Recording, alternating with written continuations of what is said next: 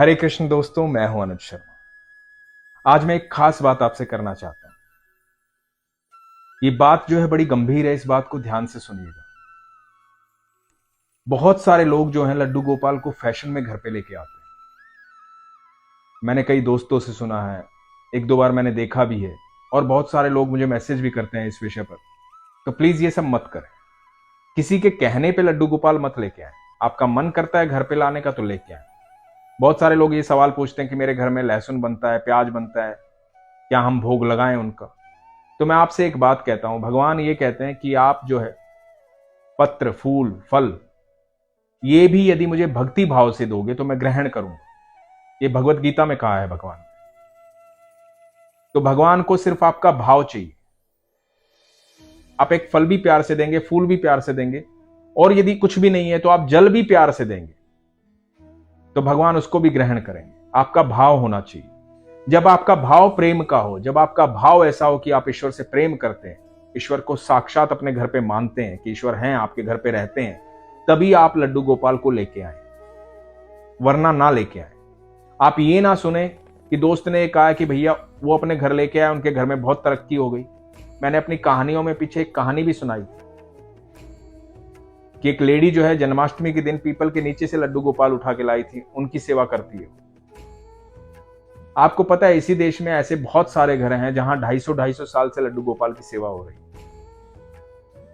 यदि आप सेवा के लिए लेके आते हैं, भगवान को प्रेम से लेके आते हैं, तो उनकी सेवा से घबराते क्यों हैं आप? परेशान क्यों होते हैं? उनको कुछ नहीं चाहिए आपसे। आप उन्हें मंदिर में स्थापित कीजिए, भगवान की पूजा कीजिए, भक्ति कीजिए, अपना भाव उनके सामने रखिए, उनसे बातें कीजिए।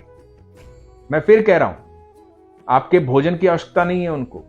वो ईश्वर हैं, परमेश्वर हैं, पूरे ब्रह्मांड के मालिक हैं। सारी सृष्टि उनकी बनाई हुई है। हम क्या दे सकते हैं उनको? कुछ भी नहीं दे सकते, लेकिन हम प्रेम कर सकते हैं क्योंकि वो हमारे पिता हैं। तो आप जल भी प्रेम से अर्पित करेंगे तो जल से भी उनका पेट भरेगा। वो ईश्वर हैं, वो सिर्फ आपका प्रेम देख रहे हैं। प्रेम ही उनकी भूख है। वो इतना प्रेम करते हैं, मैं बार बार कहता हूं, वो इतना प्रेम करते हैं अपने भक्तों से, सबसे इतना प्रेम करते हैं कि जिनके पैर सारा ब्रह्मांड धोता है, वो अपने प्रेमवश सुदामा के पैर धोने आ जाते हैं, अपने मित्र के पैर धोने आ जाते हैं। वो प्रेमवश द्वारकाधीश होते हुए भी अपने मित्र अर्जुन का रथ हाँकने आ जाते हैं, सारथी बन जाते हैं। वो इतना प्रेम करते हैं, वो सब कुछ छोड़ सकते हैं प्यार में, लेकिन आपके अंदर प्यार का भाव होना चाहिए। भौतिक चीजों के लिए ईश्वर को मत लेके आना, प्रेम के लिए घर में लेके आना। वो आपके साथ रहेंगे। और कृष्ण हमेशा ये कहते हैं कि तुम मुझसे जो कुछ भी मांगोगे मैं तुम्हें दे दूंगा। जो कुछ भी तुम मांगोगे, जो तुम्हारी इच्छाएं मैं पूर्ण कर दूंगा, लेकिन इससे तुम मुझे नहीं पा पाओ। और जिस दिन तुम मुझे पालोगे, उस दिन सारा ब्रह्मांड तुम्हारा होगा, तुम सब कुछ पालोगे। तो मेरा संदेश ये है कि ईश्वर को पाने की लालसा होनी चाहिए, भगवान को पाने की लालसा होनी चाहिए। कई लोग लिखते हैं कि भगवान को पाने का क्या मार्ग है? प्रेम, विश्वास। जो लोग कहते हैं ना चमत्कार नहीं होते, ये कलयुग है। जो लोग कहते हैं ना कि नहीं भगवान नहीं होते, उनको बोलो कि एक बार विश्वास करके देखो, फिर बताना कि होते हैं कि नहीं होते। जिस दिन विश्वास कर लोगे ना, हर पल चमत्कार होगा। चमत्कार तो रोज होते हैं। हमारा सुबह उठना, जागना, रोज नया सूरज देखना, आसपास के लोगों को देखना, इस दुनिया में रहना, ये अपने आप में चमत्कार है। आप मुझे सुन रहे हैं, मैं आपसे बात कर रहा हूं, ये भी चमत्कार है। चमत्कार तो हर पल हो रहे हैं।